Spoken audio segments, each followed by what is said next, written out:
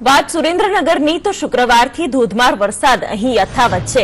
સુરેન્દ્રનગરના ચોટીલા પંથકમાં ભારે વરસાદ છે, ત્યારે ચોટીલાના નવા ગામમાં રેસ્ક્યુ ઓપરેશન કરવામાં આવ્યું। સર્વત્ર પાણી થતા ચોટીલાના નવા ગામમાં લોકો ફસાયા, જેમના બચાવ માટે એનડીઆરએફની ટીમ મોકલવામાં આવી। એનડીઆરએફની ટીમ દ્વારા 5 લોકોને બચાવાયા છે। 5 લોકોમાં એક સગર્ભા મહિલા પણ સામેલ હતી, જેનો બચાવ કરાયો છે। 2 મહિલા, 2 પુરુષ અને 1 બાળકનું રેસ્ક્યુ કરાયું છે।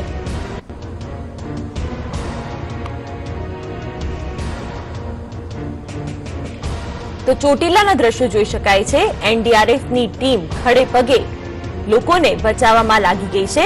5 લોકોને રેસ્ક્યુ કરાયા છે, જેમાં એક સગર્ભા મહિલા પણ સમાવિષ્ટ છે। કલાકોની જહેમત બાદ એનડીઆરએફની ટીમને સફળતા મળી છે।